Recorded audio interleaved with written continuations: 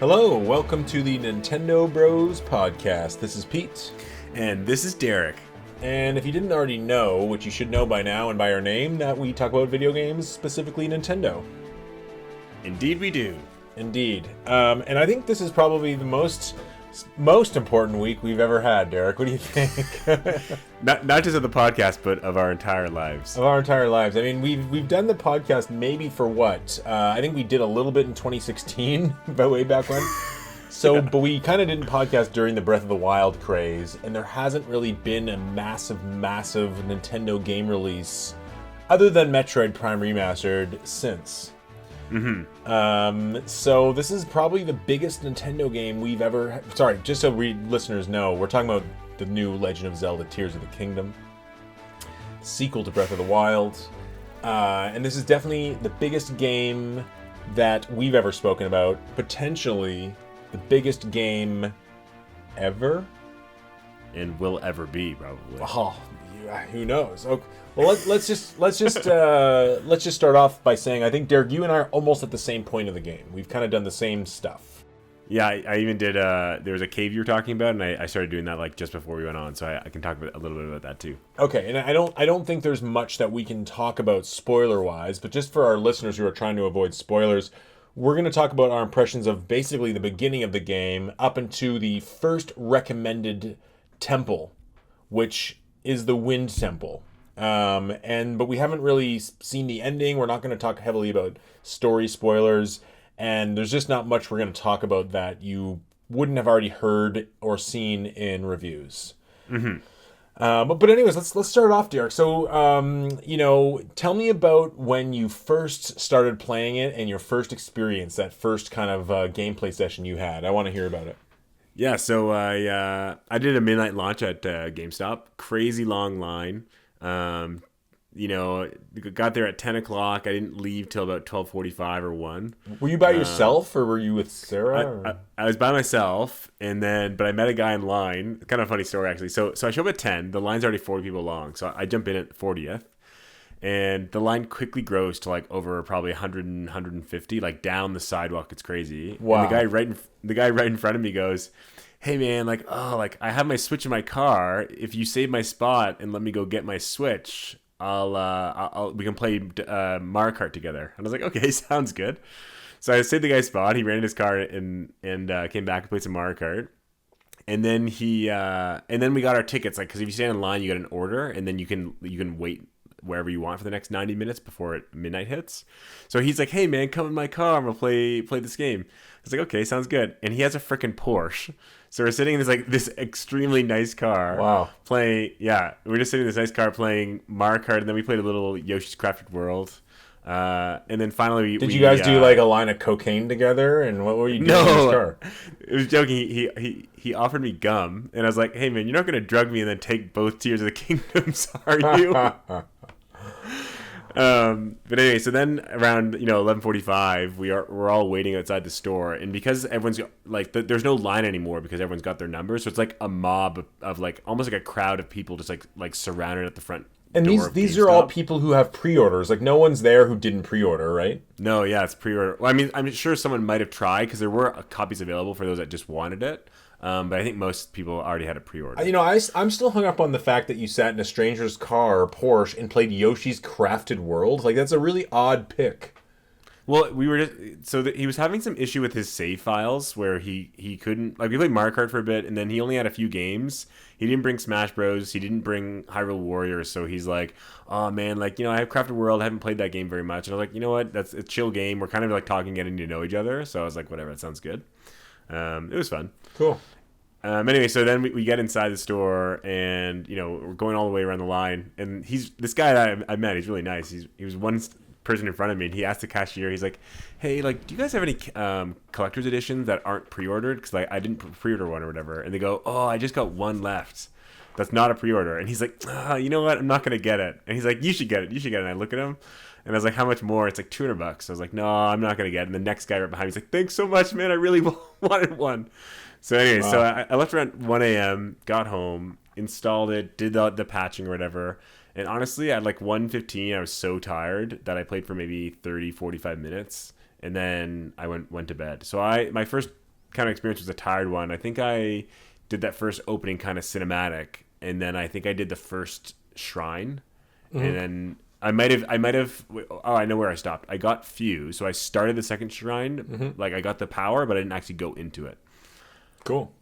Yeah, so it was awesome. Yeah, good experience. Well, for me, I had it digitally, so I already had it preloaded, the patch preloaded. I was ready to go, and I remember it was around 11:30. I went to Tim Hortons and I got a large Oreo ice cap because I was tired. I couldn't sleep the night before because I was so excited. Like I actually couldn't sleep. Yeah, And I woke up at 8 o'clock to look at the reviews, and when it got really good reviews, I couldn't get back to sleep.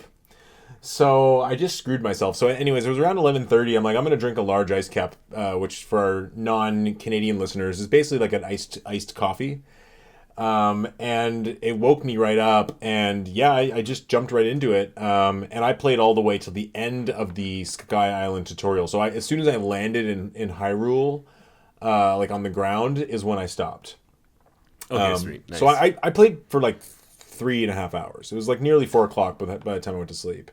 Yeah, because that first area is quite big, and you, I think, explored it a bit more than I did. Like, it probably took me 2.5, but yeah, that's awesome. Yeah, and I will say I went back to it. I know we talked about that little mini boss there. I actually saw it, and I said, oh no, I really just want to kind of do this last shrine and get off this and explore Hyrule a little bit. So I actually went back and beat him later. Okay, I still haven't found him. I want to go back too. I mean, it's interesting with the Sky Island. I mean, we don't know yet because we haven't played it, but it seems like there's more to that original island. I'm not good with names. I don't remember the name of that initial giant island, the tutorial island. Do you remember the name of it? Was it the Temple of Time Island? Yeah, I think it's the Temple of Time. But there's more there to it. Like, there's more stuff on that island.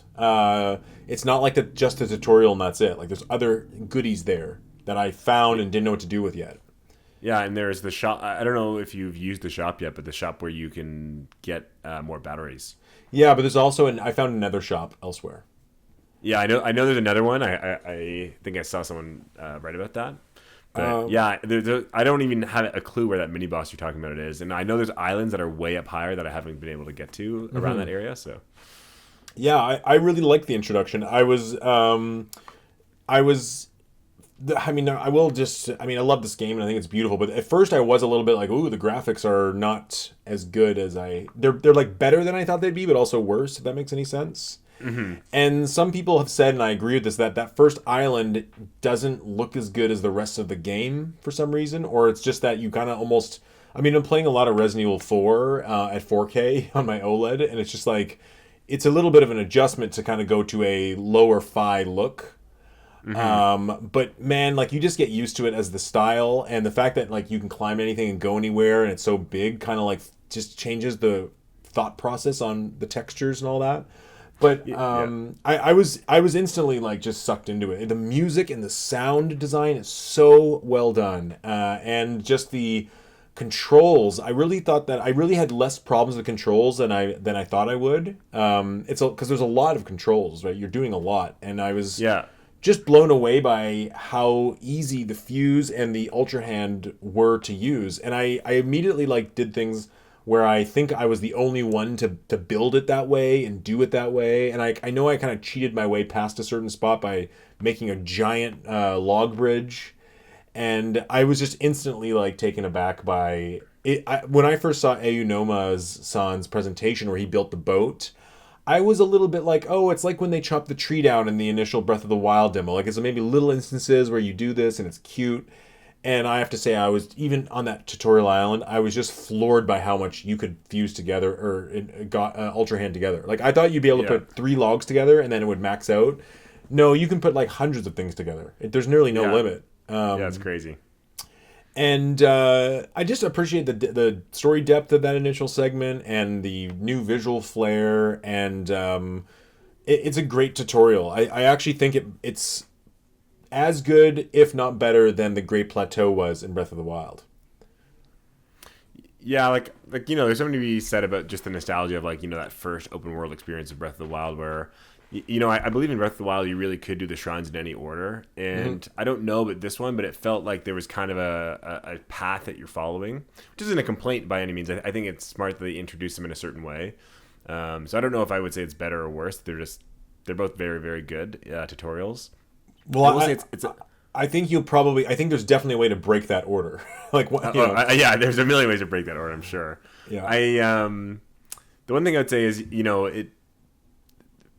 the tutorial feels a little long, right? Because like the first game, you're on that great plateau, you do feel kind of open, and then all of a sudden it gets even more open. But this one it just felt a little longer before you got to that moment of being able to go anywhere. Yeah. But I think that's fair because the systems in this game are a little bit more complex. Where that building system, if you don't do that tutorial right, this game could have been such a confusing jumble of crap. You know what I mean? really think that I agree with you. I think the tutorial needs to be longer, and I would say it's not a little bit more complex. It's way more complex. Like, Totally. even the fusing mechanic, like, has completely changed the approach to weapon breaking and weapons and bombs and how to use fire rods and all the things that we took for granted in the first Breath of the Wild, where you just pick it up and use it, or you have infinite bombs. Now it's a whole new approach to even just that. But the Ultrahand mechanic is its own, and it's like its own entire game in and of itself. Yeah, it's funny. So I was online. I saw this one guy post. He said, if they make a new Zelda in the future, I think they have to make Ultra Hand a staple. It's just such a pivotal part of the game. And the next guy replied, he goes, you know what? I actually have to disagree with you. I think Fuse is the most pivotal part of this game because you can do so much with it, and it's universal. It's always necessary. It can always be used in every circumstance of every Zelda game. And in my mind, I actually replied and I said, you know what? I actually think Ascend and Recall are that, because to me, Ascend is such an insane traversal option that really has never been explored in many games, where you just get to the top of something. That it's a really cool idea, and it works so well in this game and has so many puzzles behind it. And also Recall, Zelda kind of lives on these kind of puzzles, especially now with these more physics based, more think outside the box, how can you figure out your own solution puzzles. Recall is just such an awesome addition that it's kind of funny that different people kind of chimed in saying all these different things that you can get in this game are so monumentally clever and well thought out and well implemented and kind of so immersed into every part of the game. Absolutely. That I really like all the powers. And at least, especially with Ultra Hand and Recall, they really complement each other nicely. I gotta say, like, at first I was most impressed by Ultra Hand. But then as time went on, I'm like, wow, I don't even understand how they did. I thought Recall, by the way, was just for very specific instances. Like certain puzzles. Like boats going down a river for a puzzle and a shrine. I didn't realize it was for everything. And all of a sudden I'm like, oh my god, I can just grab a log, Ultra Hand it up and down, and then I can recall that? And yeah. I can take a log and attach swords to it and spin it in a circle, and I can recall that, and now I've got a trap. Yeah, I saw this video where this guy he fused a pile of wood, like you can get like wood as a material. He fused it to his arrow, fired it up in the air, waited for it to came down, fused it to a like plank of like a landing pad. I saw that exact video. Yeah, and then jumps on it, recalls it back up to the island. Yeah, it's awesome. Like, there's already shrines I've done where I've used the make my own elevator recall trick. Yeah, I did that one with the box. And it's almost like that's not the way they intended me to do it, or that's not the clearer solution. Let's call it. Oh, I think that was the solution for one of them. Oh, I don't know. But yeah, these systems are actually, to me, blowing my mind, to be honest. And it's the thing that's so amazing is that, we have builder games. We've got Minecraft and Roblox and Lego Dimensions and some other, like, even Little Big Planet and Mario Maker. Like, we've got builder games, but but do we ever have a builder game that's in, like, a complete 3D physics-based giant open world? Like, and it works perfectly? Like, it's just mind-blowing. And not just an open world, but like a well-crafted open world that allows you to do these things and doesn't break the game completely, and also like gives you so much freedom to do them. Do you know what I mean? Like it's an actual living world with towns and cities and stories and all this stuff, and then you can also build these crazy things in them, and it doesn't actually break the game. Like there's just so many things going on. I'm shocked it all comes together so amazingly. I mean, even in that initial town, there's a little area with some horses, and they are missing a piece of wood on top, and they go, oh, we got to fix this, and you can just Ultrahand grab that piece of wood, throw it on top, fix it, and then now the shrine, or sorry, the stable turns into like it's a little finished stable, and like now the world's changed. And so so it's taken a staple of the open world design of changing the world with the NPCs, and used this mechanic of moving something around. It's amazing. Like I don't know how it's amazing. Have you done the little puzzles that you see all the time where the guy's holding up the sign? I've done over a dozen of them. That's one of my favorite ones. Yeah. Okay, I've actually only found one of them. Like I know there's others, but I didn't realize what to do until I stopped at one of them. But I think it's such a clever idea of like, oh, there are all these kind of like weird little mini games of how do you balance the signposts. I think it's so awesome. It's funny, and there's some that are harder than others. By the way, like some of the signs he's holding are bigger. Yeah, one guy said it took him an hour to figure out one of them. There's some times where I literally just like pile so much wood around him that I actually can't even talk to him anymore because I boxed him in. But that's another thing that's so smart about the game is that it takes place sometime after Breath of the Wild, so they're rebuilding Hyrule. So now all these places that have this wood to build around the world is motivated by the actual setting in the story that they're reconstructing the world. So it's like it all kind of coalesces so incredibly well. And like you said, even Ascend has allowed for bigger platforming and bigger climbing than ever before. Oh man, I don't know if you've done. There's a tower that you have to get to, but the doors are locked. And you have to go underneath. I didn't. I fell asleep, but I saw that one. It's in like the southern Hyrule Field, right? Yeah, exactly. Yeah. Did you do it? Yeah, that was the first tower I did besides the starting one. And I was like, if this is how you unlock towers, like figuring out a different puzzle, I'm like, this is so freaking awesome. Okay, don't tell me any more about that one because I didn't know that's how you did it. And it's funny when I talked to the guy who said you need to find a cave nearby, the door's locked. I actually found a different cave and then went down a whole different rabbit hole of cave. So, and just aside from I just want to say one more time, I think this is the best programmed game of all time. Me too. It's staggering that the sky and the depths underground and the main Hyrule are also seamless and all with the same physics and weather and glitch free everything with everything working in tandem. Like imagine this game, someone compared it to like imagine Skyrim had this building component, or even Ascend. Imagine going through like floors in other games. It would like crash. It would literally hard crash the game. No kidding. Or how about taking any two items in a pool of hundreds, maybe even thousands of different items and stones and food, and be able to literally cook and mix and glue them to things, and like it's just amazing. Like, or how about almost every object can go back in time like 5 seconds. Like it means every single object has to have a recording of what it did. You know what I mean? Like it's kind of a weird. It's insane. It's awesome. And honestly, it's very interesting because when they first showed this game, I remember we even talked about it, and we were almost disappointed that it was in the same world. And I don't feel that at all, though. I'm almost of the thought, like, you know what? Like, why doesn't Red Dead Redemption 3 just go back to the same world and focus entirely on systems and entirely on these kind of things? Because it gives building the world takes so long. And I know you didn't read those developer ask things that were leading up to the game release. I read all of them. They're really insightful because there's little things like how they talked about how some of the team did want to go to a new world, but they kind of all realized if they did that, they wouldn't have been able to achieve all these goals. Like they're like, no, we want to build things. We want to go underground. We want to go in the sky. We want to do this crazy amount of, mechanical depth. But they're like, we can't do that in a different setting because that'll take so much of our time to build that.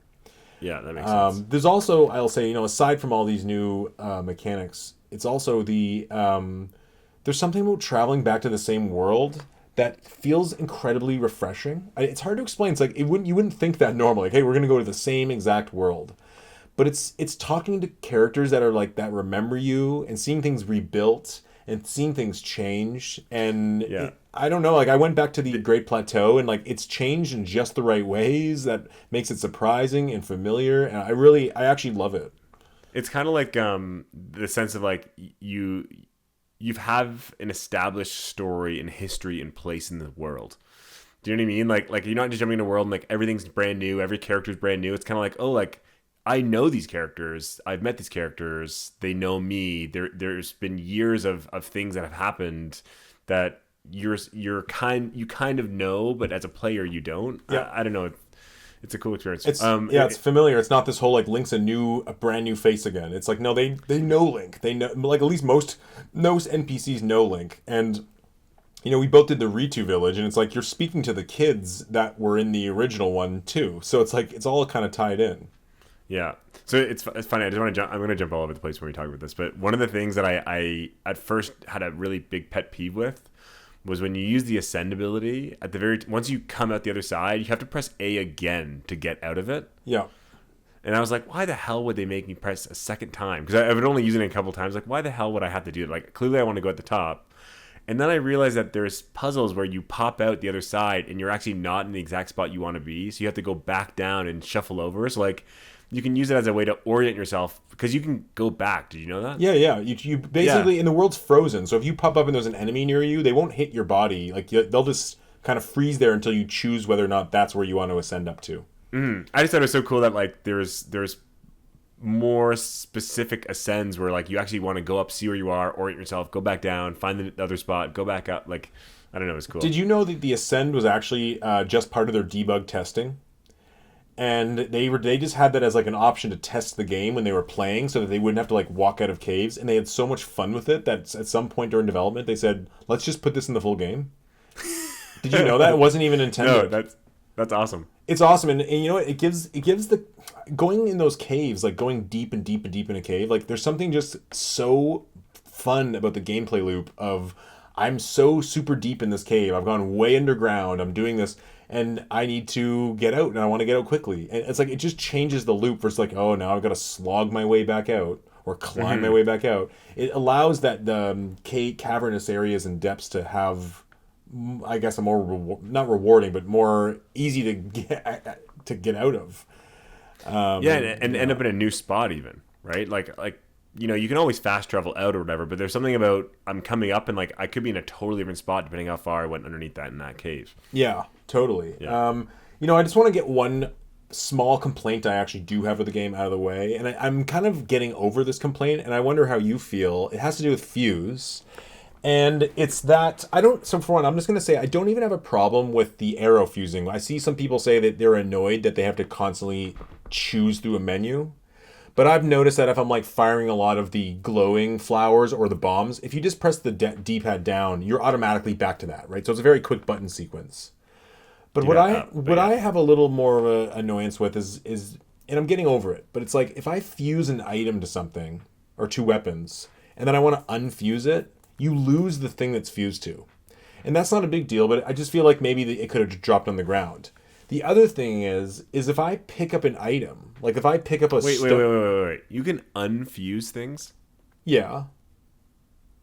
I think you just fuse them forever? No. So if you go into your item menu, and you go to the weapon that's fused, one of the items there is to destroy the fuse. So but only the base sword, like if you put like a sapphire stone onto the edge of a spear, and you're like, I need this spear to put a rock on for mining, you lose the sapphire. Like you kind of give that up. That's not that. I did not know you could do that. I thought fuse was a very committal thing. No, it's not. But the other thing I find a little bit peevy is that, for one, why can't I fuse things just in the menu? And it's a little bit like sometimes it's like, okay, let's say I want to fuse I don't know, like I want to fuse a one weapon to another. I actually have to drop that weapon on the ground. Mm-hmm. And it just seems like there should be some option in the menu to just say, just give me one more option to fuse, choose the next item, fuse, and have them come together that way. Like it's almost like the way the game's programmed is the fusing has to happen in the world rather than the menu. And the other small complaint I have with the UI is that when you press up on the D-pad to choose one of your items, and this is where you can drop it and fuse it and whatever, but like let's say I press up on the D-pad and I go to the apple, let's say. Why can't I just eat the apple right there? Why do I have to pause it to eat the apple? Like why isn't one of those, you have the option to drop it, you have the option to throw it, why can't I just eat it right there?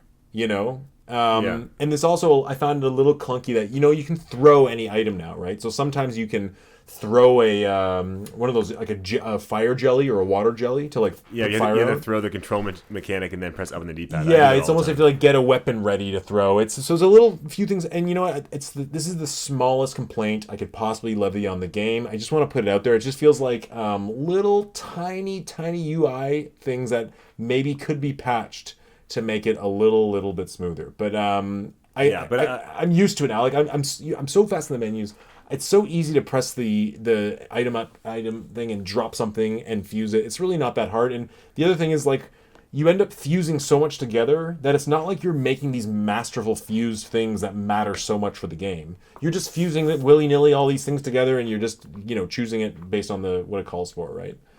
Yeah, I think those are fair pet peeves. I agree. The controls I've gotten used to, they're not perfect. But again, if I think about how many systems are going on here as far as like the things that you can manipulate and control and select, this game actually does it way better than probably 99% of games would have done it. I think the controls are fine. Even the Ultra Hand. I keep wanting to call it God Hand, but the Ultra Hand. I know rotating can be a little cumbersome, but I don't know if you know this, but you can press the L2 button, ZL on the Pro controller, and it'll just flatten the object. So if you ever get into a weird, you're trying to like get at the right angle and you're using the D-pad and it's not really spinning the right way, you can kind of just straighten yourself out to it, press the L2 button, and then it flattens the board flat. So you can kind of like, it's I've had actually like very little problems with the Ultra Hand.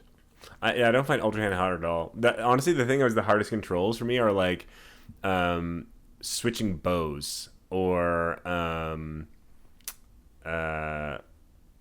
I just had another one. I was having an issue where I was, using the switching between your powers. I was pressing up on the D-pad a lot because it's positioned just on the top of the D-pad on the HUD. So I'm like, my brain is just always pressing up on the D-pad to select that. Where really I'm getting used to it now, but there were a few times in that first, I want to say 5 hours, where there was times where I was fumbling in the menus a bit. And especially when I'm being rushed by Bobaclins and I'm like, oh geez, like I need to do something different. And just like, I kind of fumble in the menus. Luckily the game pauses when you go into the menus and when you choose new things. So it's like not super stressful. The only other thing I really, and again, you get used to it so quickly, but I don't love, it took me a while to get used to. I don't like having jump as X. I don't have a problem with that myself. I just find it so, like, again, I always press the wrong button because I just want to jump. I'm fine now, but for the first couple hours, it took me a while to figure out all the controls. You can, it's the same as Breath of the Wild. That's why it I know. clicked. That's why I learned quickly. And you can swap those. I guess for me, the thing with jumping is that in something like Mario or Metroid, jumping is so like intrinsic to everything you're doing. So it feels like jumping needs to be on that A button or the B button, like one of your kind of where your thumb's hovering. Where in Zelda, to me, the more important buttons are sprint, are a select button, or our weapon attack, where jump is almost the least important of your four face buttons. And I guess my brain just instantly connected to like the higher button of the four, that's how being I think the about up it too. Jump. You know what I mean? Yeah, up is jump. Yeah. So I kind of that didn't have a problem with me. But yeah, it's it's one of those games. It's kind of like Metroid Dread, where they're using every single button on the controller to the point where they're also using multiple combinations of buttons. So it's tricky, but it really does give you a lot of options to control. It's not Mario. It's not run, jump, and run and jump. Yeah. It's a lot, and then it's almost staggering sometimes to think like, oh, I can build, I can use a spear, I can use an arrow, I can run, I can dive, I can paraglide. Like I can imagine someone watching being like, oh my god, like how do you control this thing? Like you do so much, but it really, I feel like it really is as elegant as they really could have done it. Totally. Just to change topics, to ask a question. I don't know how far we're going to get into what's a spoiler and what's not, but I'd love to hear your thoughts on the depths. Okay, the great question, because I've just been on a depths tour. I love it. I love it. Yeah. At first, the first time I went down there, I was a little bit like, ooh, this is spooky and it's hard. I didn't have a lot of hearts. And I'm like, I better do this later in the game when it prompts me. So I kind of did a little run around. Then I realized that, and this is probably an advice for some of our listeners, all three of them, that there's in the main central Hyrule camp, I can't remember the name of it, like the first place you go to get your paraglider and activate the towers. There's, L. yeah, something landing, right? Yeah, lock landing, lookout landing, something like that. Yeah, there is a side quest that gets you the camera. Did you do that? I'm several quests ahead of that. Okay. So I didn't. I did a lot of the game and didn't have the camera, and then I read online people saying you really should just do this quick quest and do the camera. So in getting the camera last night, I ended up spending a very long time in the depths, and I love the depths. It almost feels like an alt version of Zelda. Like they almost could have just had the depths and said this was the sequel. Do you know what I mean? Yeah. Speaking of alt, did you know how the map works in that area? Yeah, you have to get those golden flower things to unlock more areas. But I didn't. But someone said that if you look at the topography, it's the inverse of Hyrule. So all the mountains in Hyrule are actually deep like trenches in the underground. Oh, cool. It's like inversed. It's cool. I think I saw that too. I haven't explored too much. At first, it's funny because you're running around and it's got this scary music.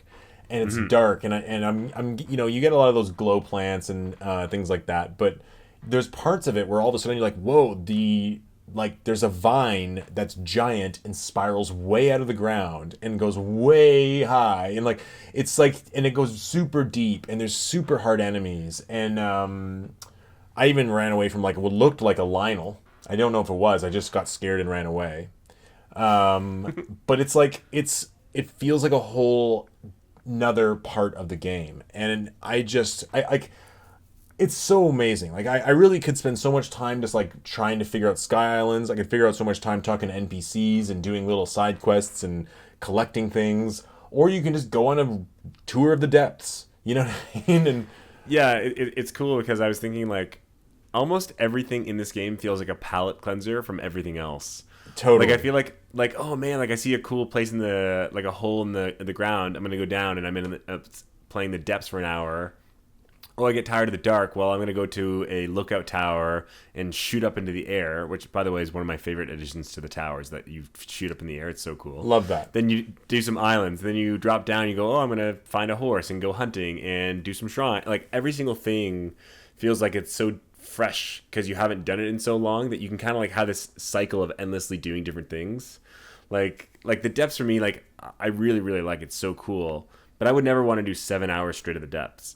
But it's kind of oh, I could do an hour of it and get to a cool place, find a couple cool things, then jump out and do something completely else, and I'm already revitalized and want to keep playing. Totally. And also it's a visual palette cleanser and musical Yes. palette cleanser, and it's changing so much. And I really like the depths. I'm really amazed by the lighting system. It's unbelievable to me that I can climb on top of this giant thing and shoot an arrow with this the glow plant on it, and the lighting just works so well. And it just I can shoot it so far away from such a high plant, and I'm just seeing it light up so far away, and I'm like, wow, the depth of this game and the fact that it's remembering where I'm shooting these arrows. It's not like other games where you shoot one and then the one before it goes out because it can't hold it in the RAM. I don't even know how this game makes sense. I actually don't. How did they do that? How did they do all these things? And it the other day I did a puzzle, and I'm like, oh, I wonder if my horse is still where I left it. It probably not. It probably loaded out of the memory. Nope, it was way back down the river. I did a Korok puzzle. I made a boat, went up the river with the Korok, got distracted, go in and fought something, did a thing, and I'm like, I wonder if I just shoot way up in the air on this recalled rock and I fly back, my horse is still there. And it was right there, got right back on. I'm like, how does this game do that? That's awesome. I don't understand. And especially with the depths and shooting those glowing plants, I'm like, I don't understand. I don't understand how this system with so little RAM is able to so incredibly light up this world and create this whole other alt world. So you've done the photography depths quest. Yeah, I haven't done the next one you said that gets you the last power, right? I'm not. I didn't say that. I just Oh, said you should do the next quest. okay. I will. I mean, I guess I got to go back to the town and talk to Goggles. Yeah, Robbie. Um, yeah. So next question Yeah. is, what are your thoughts on the sky part of the world so far? Okay. I really like it. I will say it's less than I thought it would be. Me too. Um, Yeah. it seems I feel like I've done more Sky than I'm expected to have done at this point because I just loved it so much and I found little ways to get up. And I found ways on one Sky Island to like build a thing to get to another Sky Island, and I felt like I like cheated over areas. And I one just kind of became a shrine quest where I realized that like the sky was just a shrine puzzle, and the shrine at the end was just a reward shrine. Yeah, I did that one. Another one that was like a giant thing ended up just being a mini game where like you have to dive through circles. So I was kind of Oh, like, oh, this cool. giant twisting architecture that I thought could have been like a. I actually like I got to the top of it and I'm like, wait, I don't have to climb from the bottom. So I was like, oh, I'm already at the top, and I'm like, oh, I realize like this entire structure doesn't really have much on it. Hmm.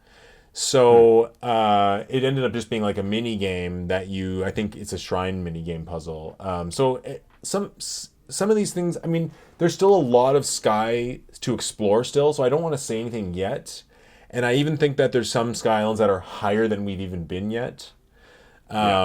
And sometimes you can't see them depending on the conditions of the sky. Yeah. So I don't want to say anything yet, but so far, I don't think I want there to be more sky islands like the first one, and I wish there'd be like a sky island with a town and a little more in there. And I don't think it will be. I think it'll be more related to puzzles and shrines. Yeah, it's interesting because, like, we both done the first dungeon, and when you're way up that high, if you look in the horizon, there are other places that go up even higher. Like, they Yeah, just keep going. So I'm kind of like, is that maybe that's another dungeon, or like a similar kind of, you're a path to a dungeon, or maybe it's just some crazy combination. I don't know, but you're right. Like, I think there's a lot more height than we realize. So yeah, it's interesting. but it is funny because it seemed like the main marketing hook of the game was the sky, which is fine. Where they didn't even mention the depths, like that had to basically leak. And by the way, I knew about the depths when it leaked because I saw that online. I saw like people talk Yeah, about it. me too. Yeah. I know we both speculated that it was like I just thought it would be like the desert would have a depths. You know what I mean? I didn't think it would be the whole freaking world. And that's what all those red areas were on the initial gameplay clips. And it's interesting, like we talk about how they didn't mention the depths in their marketing like they did the sky. But if you watch all those initial gameplay videos, like especially the trailer from last September, they really did show us a lot of the stuff. Like they really did kind of hint to a depths, and they really did hint to the building mechanic, and they really did hint at these things. So, and even the fusing, we kind of like in an old demo, Link had a fire rod or something that was fused, and we just didn't. And there was a cave, and like there is all this stuff that we going back now, we didn't realize were all these new mechanics and new areas. So yeah. Speaking of the sky stuff, though, I gotta say, and I know I told you this because I did that first Ritu Wind dungeon or Wind Temple first. And I think that the whole time climbing from the base of like the mountain there, Lenaru Mountain, I think it was, all the way up to the top of that tornado storm, I think that's one of the best gameplay segments I've ever played in my life.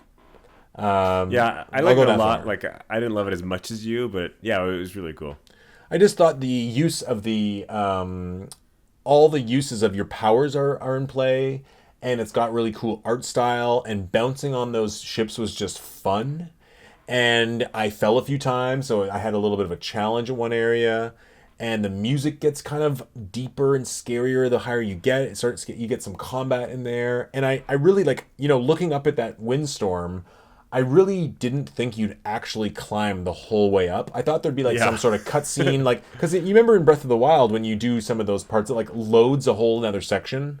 Yeah, like getting onto the beasts, right? There's always that cutscene of like how you got into the beast. Yeah, and you couldn't jump off the divine beast, the flying one, and land on Hyrule. Like it wasn't real No, time. yeah. It was like a loaded segment. And this one, I'm just so amazed that at any point I could just dive off. and literally fall all the way to the ground. It blew my The mind. only thing I was annoying is when you fall off, you're like, there is no, oh, you black screened and restart there. It's like you literally fall all the way to the ground. You're like, oh damn, like, it almost like increases the stakes of that mistake of running out of stamina or missing your jump. 'Cause you really Totally. do like I was pretty close to the top and I did fall. And I was like, oh, frig. So I sent myself back to the shrine and had to do that whole segment again. Same. I guess I realize now that I could have reloaded in like one of my auto saves, but there's something kind of unsatisfying about that, right? Like if you fall, you have to do it again. Oh, I'm But not gonna yeah, reload my autosave. That's not a thing. no, Yeah. I think that's stupid. Yeah, I really like that segment too. Like I agree, you use all the powers, and it's a really good segment. It is kind of crazy to think of how high you go in the storms and stuff. But I did feel it was a little bit like, I don't know how to explain it. It felt a little bit train tracky.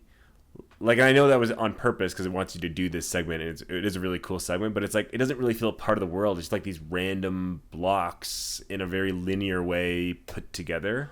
Well, So again, I'm not saying it wasn't amazing and fun. I just felt like it wasn't really part of the world. It was more just like, they in a box created this segment, and they said, how do we ham fist this into the world? And they just kind of threw it in there. Like, I don't really think it makes I don't sense for agree the with that world at all. because when you think about all the Sky Islands, they just feel like chunks of rock that have broken off. And in this case, all those things that were there that were broken off around this tornado felt like they were just like part of the chunks. You know what I mean? Sure, it's designed to be a Yeah. gameplay segment, and It just felt very linear. but I have to say, I found that incredibly refreshing. Like in a game that's completely open and giving you so many open tools, it's actually to my it was super refreshing to be like, no, this is a more specific linear climbing section where I need to use these specific tools to get up. And you fell once. I fell about 5 times before getting that second shrine. So I had to start from that same shrine 5 times, and each time I did different ways. And there was one way where I'm like, I'm gonna just explore everything and play it safe. And then there was another time where I'm like, screw it, I'm gonna use Ascend and do all these shortcuts. And then the third time I'm like, screw it, I'm gonna build something and I'm gonna use my what's it called, power cells to recharge my battery, and I'm just gonna I'm gonna fly up to where I was. And there was one time, there's this one bridge part near the end, right before the second save point or second shrine where you can warp to, where the ground breaks, and I fell all the way down. And then I recalled the rock that fell all the way back up. And then Cool. I walked forward, and the next rock fell. And as it's falling, I'm like, screw it, I'm gonna land on this rock and recall it in the air. Because it tumbles when it fell on the ground, and like tumbling, and you have to like kind of jump and make sure you're on the right side up. So I'm flying down trying to catch it, and then I like head dive into the rock as it's falling, and then I died in the air on the rock. So and then so finally I made it, and I just found that bouncing segment so much fun. And Yeah, bouncing was awesome, especially like at the very end where you're just bouncing on the sails up into the eye of the storm. Yeah. That was so cool. and then you fly down into it with no load time, no load screen, nothing. And then I thought that first dungeon was really good for a first dungeon. It felt like what I missed from Breath of the Wild. See, that's where I actually am slightly disagree. I felt the dungeon was kind of soft. Like, it just felt like you get those 5 things, and they all felt very close and wasn't really, like, it wasn't a bad dungeon by any means, but I wouldn't really consider it a dungeon more than just like 5 little puzzles separated in a area. It's not like you really go in the ship. It's not like you really explore the ship that much. It's like you go on one side, you do one puzzle, you get a fan, you do the other side, then you do the front and the back. And it just, again, I'm not complaining necessarily because I still really enjoyed it. And some of those puzzles were devilishly hard and quite awesome. It just didn't have the same feel of like, you're in a dungeon, you go to certain rooms, there's keys, you backtrack in a cool way, you now have this thing to do that. Like, it just felt very much like, go down this one path, then go back to the center and go down a different path, go back to the center, go down a different path. It felt very short little paths in 5 different directions as opposed to a kind of giant dungeon. True, and it didn't have like the mix of combat. It wasn't like there was a mini boss there, and it didn't feel sectioned, and there wasn't. I know what you mean by that, but I guess it felt like it felt better than a Divine Beast did. 100%. More themed and more tied to the world, and I also think that the lead up to get there with the little Ritu buddy was or Talon, I think his name is, Talus maybe, was part of it. So that whole section to me was just Yeah, if you count that as part of the dungeon, which I do as well. I agree. I think it was quite awesome. And I just want to again state, like, there was 2 puzzles in that area that I thought were so freaking awesome. yeah. Like they just were so well thought out and well done. I agree. Like let's not spoil it, but I know exactly No, which ones you're talking about. And one of them, Yeah. stumped me at first. I'm like, oh, I guess can't do this right now. There's another way in. And then after a while, I'm like, let me try this, and it worked. I was like, damn, okay. Now I got to start thinking outside the box. You know? Yeah, that's exactly what I felt. I was like, this there's definitely a missing thing here. I got to go find. And I went somewhere else, and I'm like, this one's missing something too. And I was like, oh wait, this is on the ground. Like, I'm like, there's no way this is like. Honestly, I actually like thought this. I'm like, there's no way if I do this and then this, it will actually work the way I want it to. Because most games you're like, oh, I like. The things you want to do actually don't work. Yeah. And in this one, I was like, oh my God, it really is authentically physics. Like, I don't know. I don't know how to explain it without spoiling it. It really was awesome. Yeah, I know exactly what you're talking about, and I agree. And even the boss I thought was really cool. Like I know The boss is the highlight. It was easy, but like I don't even know how that ran at a decent frame rate and works and felt so epic, and also was not. It felt more like a Zelda boss than anything in Breath of the Wild. Yeah, and I honestly didn't find it that easy. I died. Once. I didn't. But I found when I got to the second phase, I didn't know how to dodge the attack it made. So you had to use the bird's special to help you blow you away from it. Oh yeah. I thought you could maybe Anyways, so I also ran out of arrows, so I couldn't. I don't know how you did it, but I used arrows at the start, and then I couldn't, so I had to figure out another way to do it. You can like speed dive through them. That's what I did do the second half. Yeah. And also, I have like over 100 arrows because I will sacrifice any way. I've noticed that in this game, you get more arrows in Breath of the Wild, and that every single wooden box, by the way, has arrows in it. I know. So I will always sacrifice a weapon to whack against a wooden box and get arrows. You can also, if you want to save a weapon, you can. If you're in a place that is high enough, you can just pick up the box and drop it. Yes, true. Okay, yeah, good point. I should do that now. I've been doing that with metal boxes. I don't know why I haven't been doing that with wooden boxes. I haven't even found a metal box. There's some. They're more in the depths at little camps. One other pet peeve, and this is probably my biggest pet peeve of the game actually so far, is the thing you get after beating the dungeon. Like that's with you. Yeah. I find it so obtrusive. You can turn it off. I know, but then you lose the ability. I don't mind it. I know what you mean. It's like you have like a buddy now the whole game. Yeah. And I actually just wish it wasn't like the dark ghost version of the buddy.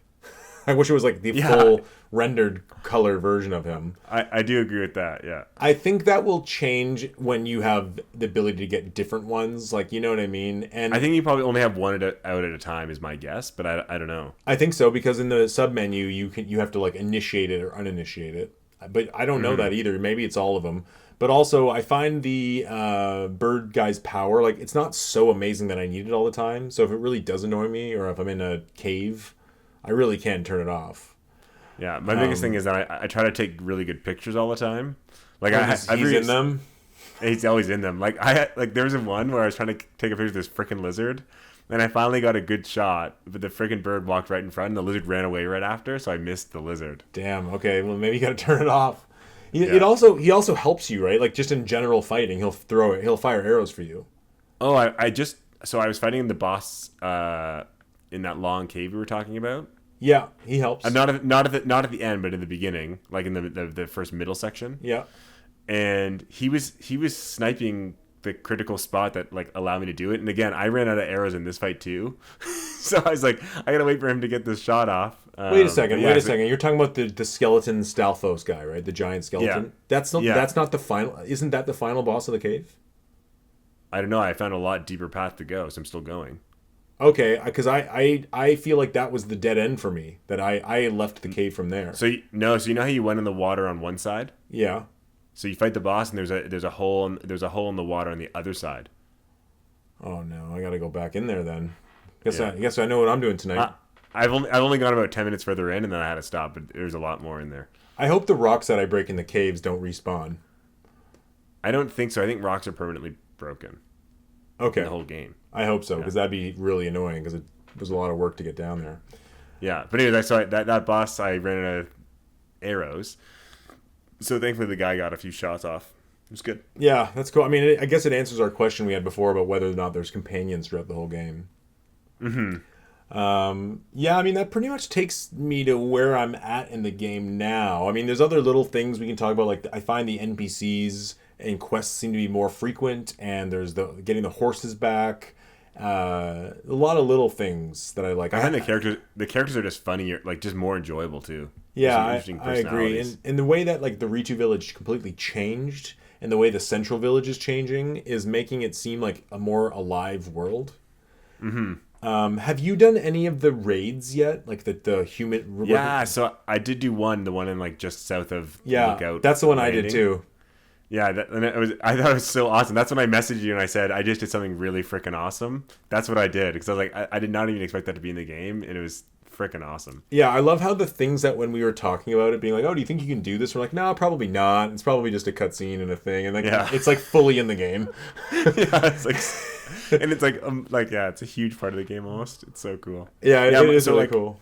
Like, it's funny. Like, my favorite. So all these things are so amazing. And again, we're gonna discover probably 100 things that are still awesome to find.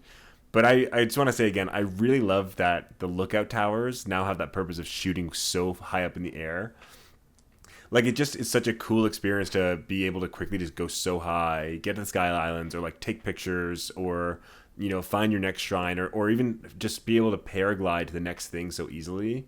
Like, I think it's just such an awesome addition and such a good idea that they implemented. Yeah, and it's a clever use of, again, the gameplay loop is kind of the same. You have main quests, you have your towers, and you have your shrines, but it really does a good job of kind of mixing up the shrines and mixing up those towers in ways that are like, doesn't feel the same, but it also feels meaningful, right? And by the way, like, I know there's 4 main spots they give you on the world for dungeons, but I think there's more than the 4 temples. Oh yeah. I don't know. We'll find out. I really don't know, actually. I mean, imagine Hyrule Temple. Imagine there's another one in the sky. I really don't know. And I've heard that there's some of these caves that basically turn into dungeons because they're so massive. So I don't know if there's a dungeon in the depths, but there are bigger things to see in the depths than just like open plains of. Okay, I was wondering about that, 'cause so far I haven't seen too much down there. Yeah. Yeah. Okay. Well, I guess we got to keep playing. We'll keep talking about it, but let's get some wrap up thoughts here. And I want to ask you a question, straight up: is this the best game you've ever played? Oof. That's funny. So I would say, as someone that Breath of the Wild is a really great game, but it didn't make my greatest games of all time. I just didn't jive with it completely. Like, I really love the game. Don't get me wrong. It's probably my number 3 or 4 Zelda. This game is so much better than it, and this game is instantly in my greatest of all times. I don't know if it'll beat out games that I have like really high nostalgia for, that are like kind of cemented as like my favorite games. Is it the best game I've ever played? On a technical kind of perspective, 100%. Like, just the way they've designed it. And again, I've had no glitches. Maybe some, chonky frame rate, which I think just a better hardware will solve. Yeah. No crashes, no bugs, no hard locks in situations. Pretty, for how many systems the controls are pretty good. There's just so much going on in the world and things that you can do that, like, you can't say this isn't just like a marvel in video games. It'll be cemented in history as like one of those games that just changes games forever, honestly. Like, I don't know if you saw that. Yeah, maybe it's the one that you shared with me, but it was some guy that posted, he's like, hey, every single game developer, I feel sorry for you having to go into work on Monday and having a meeting with your boss if you guys are working on like an open world game, because your boss is gonna be like, we had to copy Zelda, and it's like so impossible for how amazing it is. Just can't. So yeah. Suicide Squad, they're gonna walk in and be like, we're just gonna cancel the game, guys. Exactly. They're gonna say, if you don't do this, then we're not gonna make the game. Yeah. So again, I don't know. I feel like I've only scratched the beginning of this game, and it's already so amazing that if it keeps going, which it sounds like everyone's saying, it just gets better and better, and there's so much more you can do, that it will be cemented in the top 15 or whatever. I just don't know if it'll beat those nostalgic games of like, Donkey Kong 2 or Yoshi's Island for me that aren't necessarily better, just more nostalgic. You mean Donkey Kong Country 2? Donkey Kong 2 is a very different game. Yeah, it's Donkey Kong Country 2. The arcade classic? Wow. Even even A Link to the Past like is just my favorite Zelda, and I don't know if it'll ever be replaced. But I think this game is easily going to be in competition with it. This game just seems so awesome. I think I sort of agree. I mean, it's hard to say yet because we haven't beaten the game. But you're right. Like in terms of technical, it's technically the most impressive game I've ever played, I think, and that says a lot considering it's not on the highest end hardware. Not by a long shot. So it's like what they've been able to program on older hardware it's staggering in my mind. It's almost unbelievable. And every time I'm playing, I'm full of that wonder that I had with Breath of the Wild, except more somehow. And Breath of the Wild I did jump between Metroid Prime Resident Evil 4 and Breath of the Wild as my favorite game ever. And I think Breath of the Wild kind of settled on number 3 after a while because those other two games are great. This is better for me than Breath of the Wild, so it's going to be on my top 5, I think, unless something terrible happens. But you're right that it's like, will it totally replace that nostalgia of playing Resident Evil 4 the first time or Metroid Prime the first time? But yeah, you're right on a technical level. It's like, yeah, maybe I enjoyed eating that corn dog because I was a kid and the memory of it. But like, it's in terms of like, this is like the Mandarin of the best food, and. It's just you're right, like it's almost like a Smash Brothers Ultimate situation where I really don't know how they can top this. I just don't know without going into development for 8+ years. And I can see this game becoming an evergreen beyond their wildest dreams and selling 40 million units and becoming the next Animal Crossing and becoming this, it's going viral. Sales have been huge so far. Like I can really see it becoming this game that like is actually disgustingly GTA 5, Mario Kart 8 selling for the next decade. Yeah, I was gonna say I really like how this game is becoming so viral because like it's like giving the people freedom makes memes and makes like funny TikToks, and it's becoming huge because of that. And I think it's gonna sell like crazy. I mean, it already is selling like crazy, but I just think that kind of that public appeal drives games for a long time. I wouldn't be surprised if the Switch sales go crazy for the next 2 months over this game. Yeah, agreed. It's kind of crazy to just to think about, like, even though Breath of the Wild was already on it, so you could say this even without Tears of the Kingdom, but now for sure, it's like the Switch really has the best game of basically every single franchise that they have. Yeah, you're right. I'm trying to think of an example of where it doesn't, but it's hard to think of that. Yeah. Star Fox, maybe.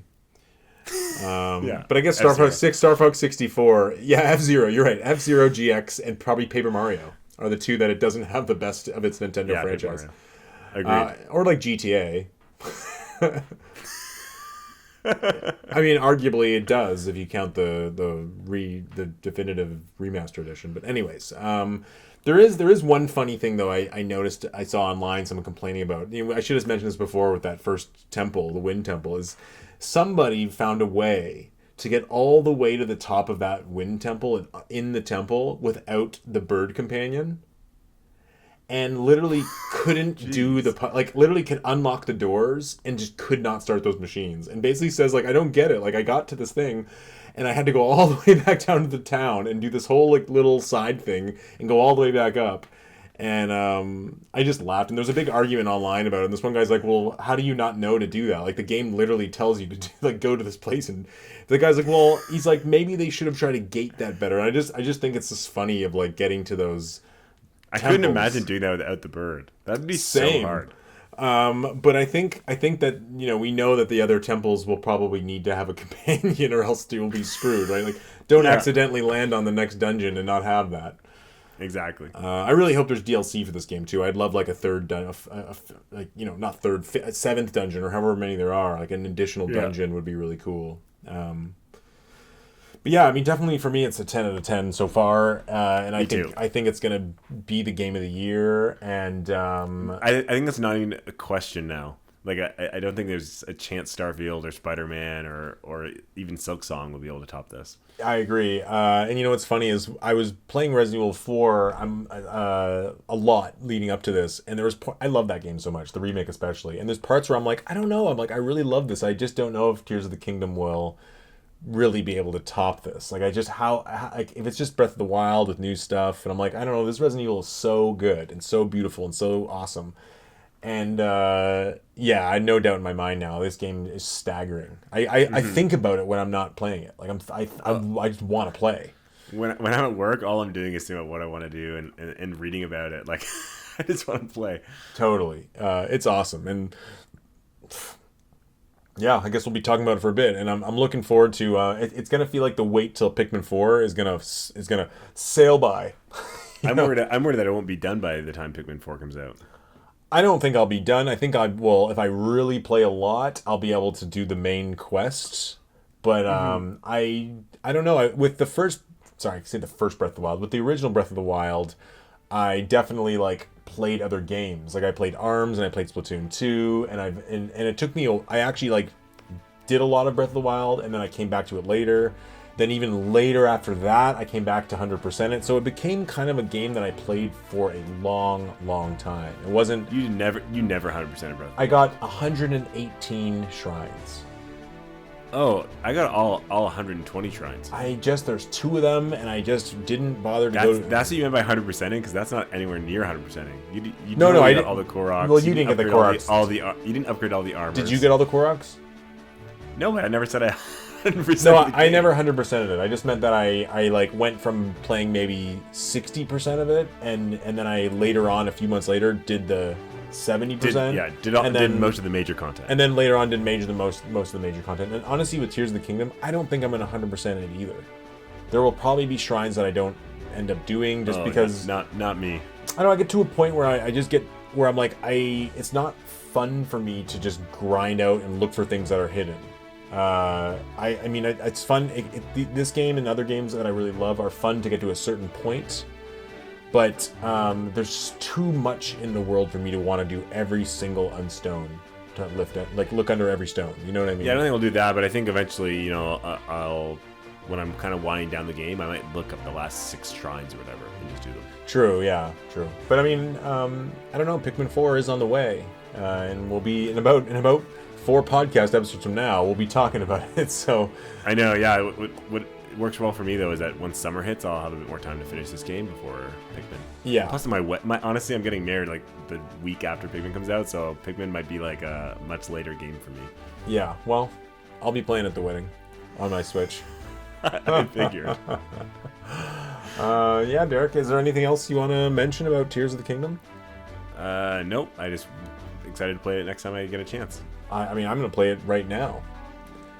Enjoy. Yeah. All right, Derek. Well, this has been a great episode of Tears of the Kingdom. Yes, for sure. I meant Nintendo Bros Podcast. Nintendo Bros Podcast. And if you're listening in, please leave us a comment. Let us know what you're thinking about the best game of all time, or why you're missing it, because you're a loser if you are. Yeah, that's how we're gonna get likes and subscribes. If you listen to this whole episode and you don't want to buy this game, then you have no trust or faith in 2 people telling you it's a 10 out of 10. Yeah. All right, Derek. Well, thanks for the podcast and the chat. This is Peter of Nintendo Bros signing out. And this is Derek. See you later.